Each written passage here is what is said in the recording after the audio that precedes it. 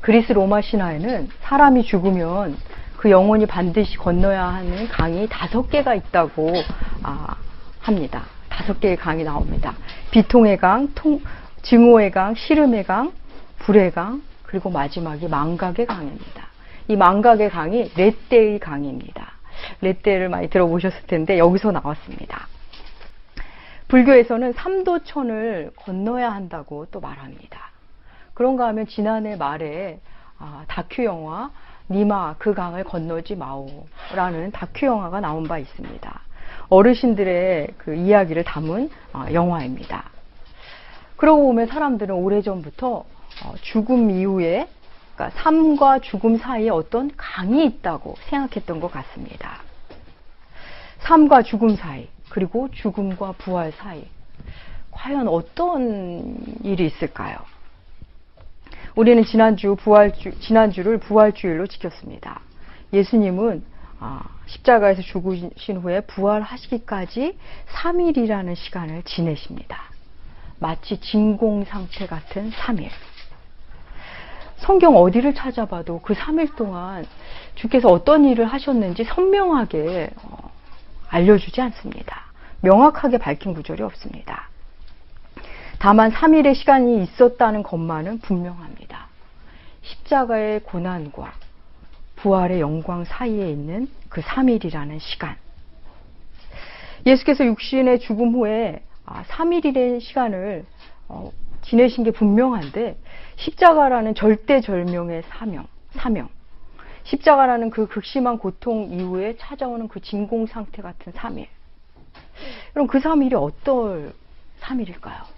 오늘은 그 부활 직전에 보내신 3일에 대해서 생각해보는 시간을 갖고자 합니다.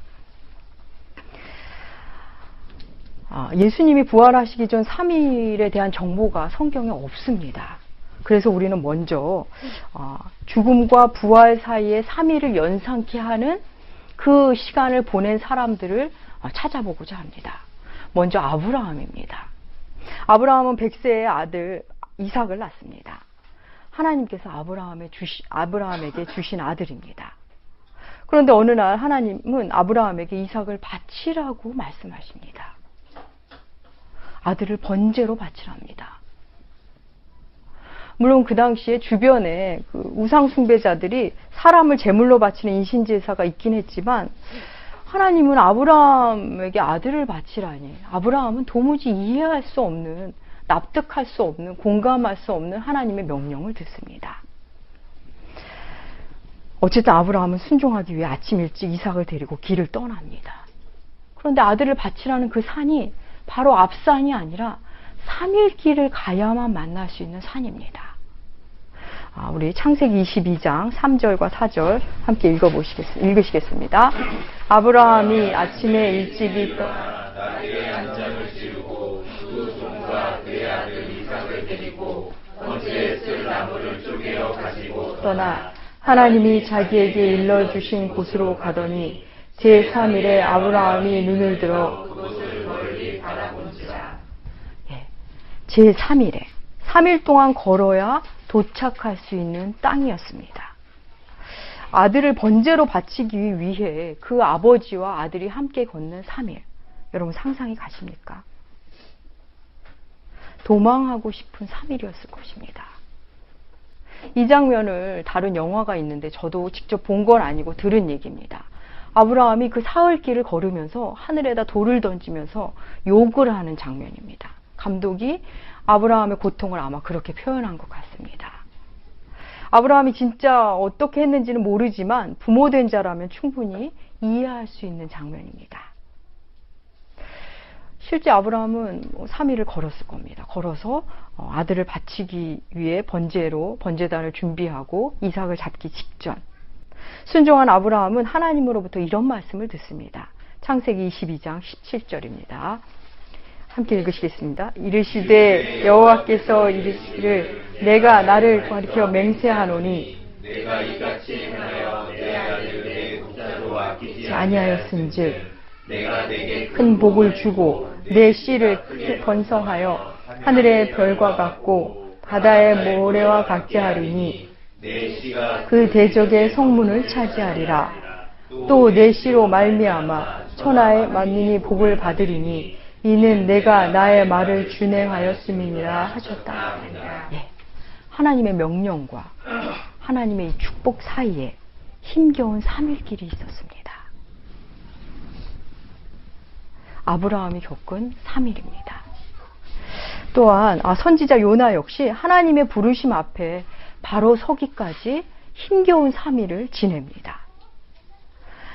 니느웨로 가서 여호와의 말씀을 전하라는 명령을 듣고 요나는 니느웨로 가지 않습니다. 다시스로 도망을 갑니다.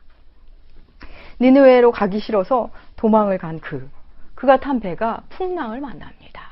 그리고 그는 바다에 던져집니다. 그 상황을 요나서 1장 17절 우리 함께 읽겠습니다. 여호와께서 이미 큰 물고기를 예비하사 요나를 삼키게 하셨으므로 요나가 밤낮 3일을 물고기 뱃속에 있는. 네, 요나는 물고기 뱃속에서 3일을 지냅니다. 그 3일이 지나고서야 비로소 제자리를 찾습니다. 바르게 순종하게 됩니다. 또 신약에 오면 사도 바울이 겪은 3일이 있습니다. 사도 바울, 좀 더 엄밀히 말하자면 사울이죠. 사울이 예수 믿는 자들을 잡아 감옥에 가두기 위해 다메섹을 지나가는 중입니다. 그의 모습이 살기가 등등했다고 사도행전은 증언합니다. 그런 그에게 예수께서 다메섹 도상에서 강렬한 빛으로 그를 찾아오십니다. 그리고선 말씀하십니다. 사울아 사울아 내가 어찌하여 나를 박해하느냐. 사울은 깜짝 놀라 두려움으로 묻습니다. 주여 뉘시니까. 주님은 말씀하십니다. 나는 내가 박해하는 예수라. 그는 그렇게 예수님을 만나고 그 자리에서 앞을 못 보게 됩니다. 이 상황에 대해서 사도행전 9장 8절과 9절에 기록되어 있습니다. 읽으시겠습니다. 사울이 땅에서 일어나 눈 떴으나 아무것도 보지 못하고 사람의 손에 끌려 다메섹으로 들어가서 보지도 못하고 먹지도 마시지도 아니하니라. 사흘 동안 보지도 먹지도 마시지도 못합니다. 사울에게 찾아온 죽음 같은 사흘입니다.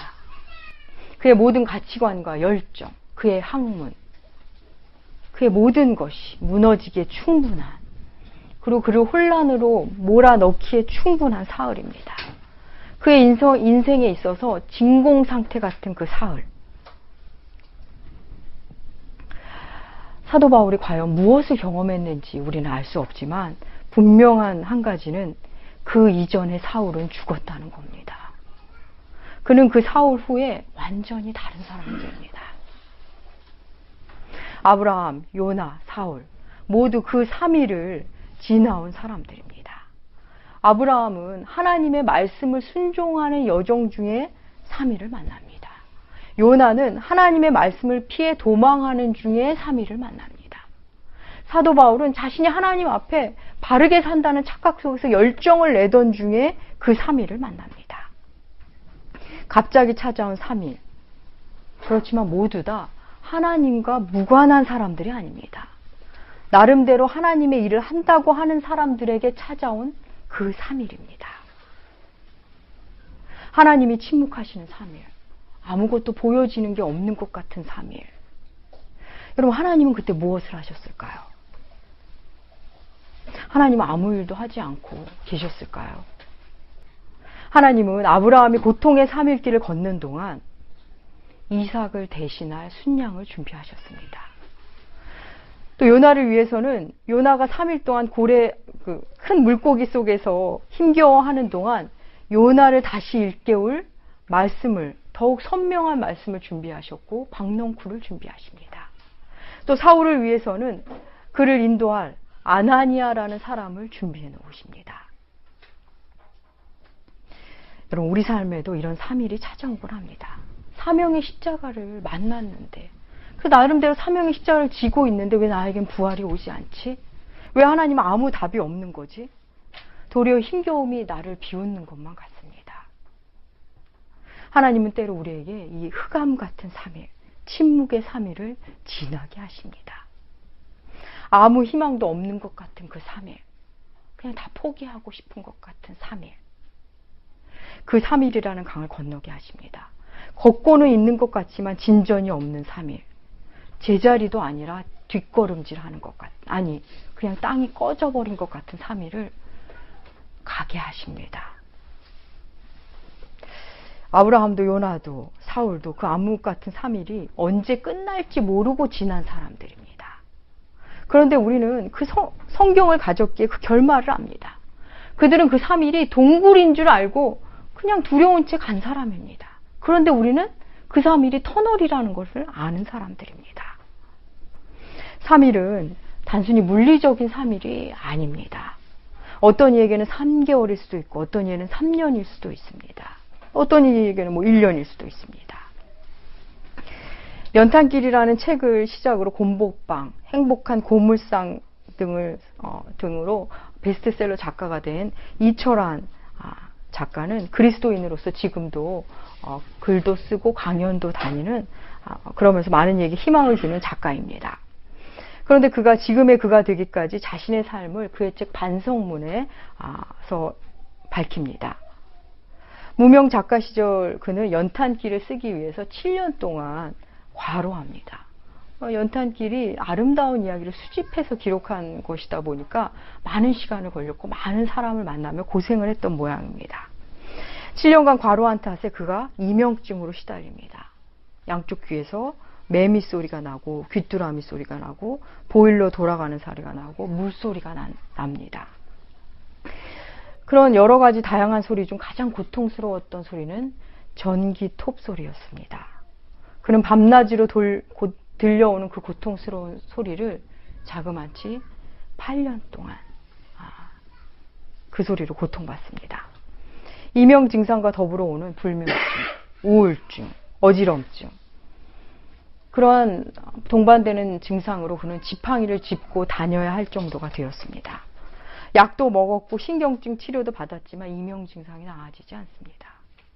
착한 아내와 딸 보기에 너무 부끄러웠지만 이 고통을 이기기 위해 마시지도 못하는 술을 마시기 시작합니다. 아침에 눈을 뜨면 술을 사러 갑니다.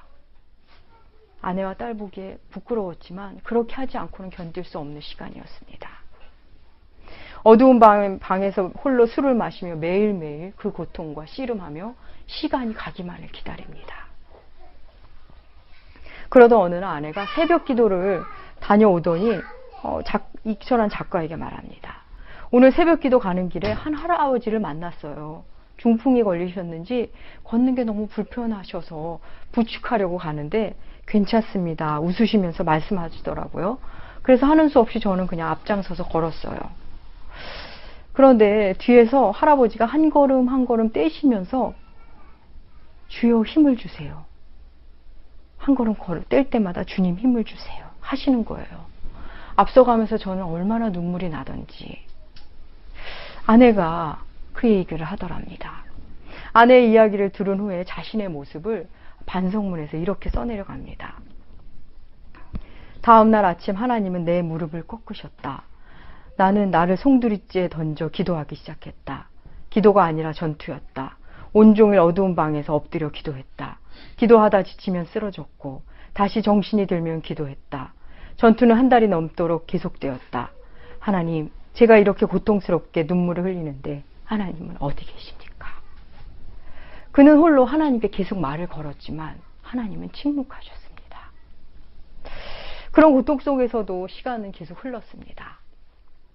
여름이 지나고 가을의 끝자락에서 그는 한 통의 전화를 받습니다. TV 프로그램 중에 TV 책을 말하다라는 프로그램의 연출자로부터 전화가 옵니다. 연탄길을 소개하고 싶으니 꼭 출연을 해달랍니다. 지난 7월부터 준비한 연말 특집이니까 꼭 나오셔야 한다고 말을 하더랍니다. 이철환 작가는 지난 7월이라면 이철환 작가가 가장 고통스러운 시간을 보내던 때였습니다. 그가 홀로 흑암의 시간에서 고통과 씨름하고 있을 때, 가장 외로운 시간을 보낼 때 하나님은 일하셨던 겁니다. TV 책을 말하다를 통해 연탄길이 소개된 후 그야말로 폭발적인 반응이 일어났습니다. 대형 서점에서는 일시 품절이 될 정도였답니다. 그는 그 자체가 하나님이 하신 일이라는 생각에 두려움으로 인세의 많은 부분을 무위탁 노인과 상처받은 아이를 위한 기금을 만들었습니다. 그 이후 그가 출간한 책들이 잘 팔리고 있습니다. 물론 그 사람은, 작가 이철환 작가는 책이 잘 팔리고 유명해지는 것으로 문제 해결이 될 거라고 생각하는 사람은 아니었습니다. 그런데 하나님은 그런 과정으로 그를 살려내셨습니다. 이미 7년 전 이야기라며 그 일을 써내려간 그때에도 그는 이명증에 시달리고 있었습니다. 하나님이 고쳐주시지 않으셨답니다. 이명은 여전하지만 우울증과 불면증은 없어져서 그래도 견딜만 하다고 글을 통해 글로 기록했습니다. 작가 이철환 씨에게 그 3일은 8년이었습니다. 그 8년의 시간이 지나고 그는 다시 태어났습니다. 그래서 그는 그의 책에서 고통도 길이다고, 고통도 길이 되더라고 고백합니다. 우리가 지난달 함께 읽은 생텍쥐벨의 어린 왕자 중에 이런 장면이 있습니다. 자기 별에 사랑하는 장미꽃 한 송이를 두고 온 어린 왕자가 지구별에 도착해서 많은 장미꽃을 한 번에 봅니다. 장미꽃이 만발한 정원을 보게 됩니다. 이 세상의 장미꽃은 자기의 장미꽃 한 송이인 줄 알았는데 한꺼번에 15,000송이가 있는 정원을 만납니다. 그것을 보고 왕자는 생각합니다. 나는 이 세상에 단 하나밖에 없는 꽃을 가진 부자인 줄 알았는데 알고 보니 내가 가진 꽃은 그냥 평범한 장미꽃이었구나. 나는 이 세상에 단 하나뿐인 꽃을 가진 대단한 왕자인 줄 알았는데. 그러면서 그는 풀밭에 엎드려 웁니다. 어린 왕자는 자신이 생각했던 것이 무너지는 경험을 하게 됩니다. 특별한 줄 알았는데 너무나 평범한 것이었다는 것을 알게 된 그는 울음을 통과합니다. 어린 왕자에게는 풀밭에 엎드려 우는 것이 아마 3일일 것입니다. 이철환 작가처럼 죽음 같은 목숨을 건 3일이 있는가 하면 어린 왕자처럼 몸살 같은 3일도 있습니다. 이 땅의 삶을 살다 보면 정말 다 그만두고 싶을 정도로 힘겨울 때가 찾아오곤 합니다. 십자가를 지라해서 순종하는 마음으로 십자가를 지었는데 쉽지가 않습니다. 장사 지내고 3일 만에 살아나신 예수 그리스도의 사흘이 어떠했는지 우리는 여전히 잘 모릅니다. 그렇다면 예수님의 십자가를 목격한 사람들의 3일은 어쨌는지 한번 생각해 보겠습니다. 예수께서 십자가에 못 박혀 그렇게 무력하게 돌아가신 그날, 성소의 휘장이 위에서부터 아래로 찢어지고 하늘은 갑자기 어두워지고 그리고 땅은 진동하고 바위가 터지는 일이, 그런 놀라운 일들이 생겼습니다. 예수는 그렇게 십자가에서 죽었고 사람들은 예수를 십자가에서 내려서 무덤에 넣어둡니다. 그리고 사람들은 모두 집으로 돌아갑니다. 예수를 죽이라고 소리치던 군중들도, 예수님의 죽음을 멀찍이 바라보던 제자들도, 그리고 예수님을 따르며 그렇게 눈물 흘리며 예수의 죽음을 지켜보던 여인들도 그렇게 집에 돌아갑니다. 그러면서 그들은 땅이 흔들리고 바위가 터지고 하늘이 어두워진 것을 아마 생각했을 것입니다. 예수님을 죽이라고 소리치던 군중들, 예수님을 십자가에 매달고 못을 박고 묶는 일을 한 로마 병정들 중에는 해가 빛을 잃고 땅이 진동하는 걸 보면서 어쩌면 집에 돌아가서 혹시 우리가 잘못한 거 아닐까? 그 청년이 정말 하나님의 아들이면 어떡하지? 라는 생각을 하며 잠자리에 든 사람도 있을 것입니다. 그런가 하면 예수님을 따르던 사람들, 우리의 제자들은 그 3일을 또 어떻게 보냈을까요? 그들은 아마 가장 극심한 공황 상태에 시달렸을 겁니다. 보리떡 5개와 물고기 2마리로 5,000명을 먹이시고 무리를 걸으시고 죽은 이도 살리신 그분이 그렇게 무능하게 십자가에서 죽으시다니, 그렇게 다정하신 우리 선생님이 그렇게 죽으시다니. 이제 나는 어떡하지? 그분이 돌아가셨다는 것이 믿어지지가 않아. 그분과 함께 한 3년이 이렇게 허망하다니. 내가 그분을 따르기 위해 버린 것이, 내려놓은 것이 얼마나 많은데. 베드로를 비롯한 어불 출신의 제자들은 이제 다시 물고기를 잡으러 다녀야 하나 생각했을 것입니다. 또 일부 제자들은 예수님과의 일을 그저 추억으로 간직한 채 예루살렘을 떠나려고 한 제자들도 있었습니다. 그들의 심리 상태가 성경에 나오지는 않지만 우리는 그들의 참담한 심정을 짐작할 수 있습니다. 그들이 주님이 부활하시기 전까지의 그 3일을 공허함 속에서, 두려움 속에서, 그리고 한편으로는 배신감 속에서 3일을 지냈을 것입니다. 여러분 같으면 어떻게 하시겠습니까? 성경을 아무리 보아도 예수께서 부활하실 것을 확신한 사람은 없습니다. 예수님을 따르던 그들도 하루를 보내고 이틀을 보냅니다. 예수를 죽인 자들 중에도 무겁게 3일을 보낸 자도 있겠지만 제자들은 너무나 힘겹고 무거운 3일을 보냅니다. 제자들은 그렇게 지상에서 3일을, 예수 그리스도는 무덤에서 3일을 보냅니다. 부활의 예수 그리스도를 만나는 과정에 우리도 이런 3일이 필요할 때가 있습니다. 이런 3일을 지나곤 합니다. 아브라함에 있어서의 그 3일, 하나님이 왜 도대체 이런 일을 나에게 시키는 것일까? 고민하고 고민하는 3일이었을 겁니다. 요나의 3일은 신앙도 싫고 말씀도 싫어. 그냥 다 등 돌리고 싶은, 도망치다가 만난 그 3일. 그래서 고통스러운 3일입니다. 사울의 그 3일은 철저한 고통과 처절한 고독 속에서 그가 찢겨 나가는 듯한 힘겨운 3일입니다. 그 3일의 공통점은 그 3일 동안 답이 보이지 않는다는 겁니다. 또 하나는 하나님이 아무 말씀도 안 해주신다는 겁니다. 그리고 그 누구와도 함께 할 수 없는 고독한 3일이라는 것입니다. 사랑하는 여러분, 십자가의 자리로 가는 것도 쉽지 않지만 그 후에 우리에게 3일이 기다리고 있습니다. 그 3일의 침묵, 그 3일의 혼돈과 공허, 그 3일의 고통이 있습니다. 아브라함도 요나도 사울도 그 3일의 끝이 그날에 3일이 끝날지 도대체 얼마가 될지도 모르는 채 지나는 3일이었지만 우리는 결과를 압니다.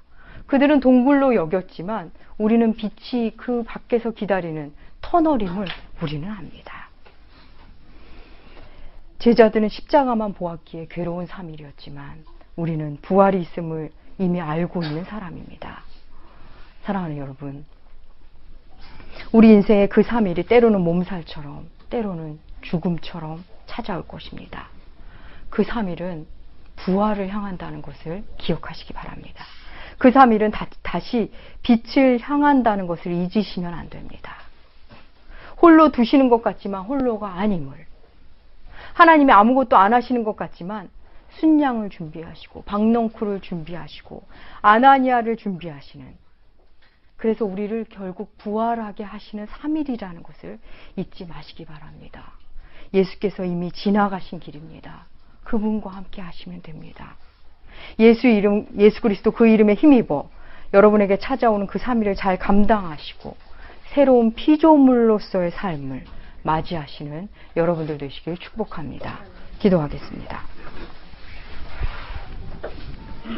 우리를 위하여, 우리 때문에, 우리를 대신하여 십자가를 지신 주님 감사합니다. 어둠과 침묵의 3일을 지나 부활하신 우리 주님을 찬양합니다. 우리네 인생의 고통을 모두 살아내신 주님, 먼저 살아주신 예수 그리스도, 주께서 가신 그 3일을 우리가 지나야 할 때 우리가 그 끝을 의심하지 말게 하여 주시옵소서. 지금은 힘들어도 결국 부활의 주님을 만나러 가는 길임을, 그래서 우리가 새로운 피조물로 가는 길임을 알게 하시고 그 3일의 고통을 잘 이겨낼 수 있도록 도와주시옵소서. 감사드리며 존귀하신 예수님의 이름으로 기도합니다. 아멘.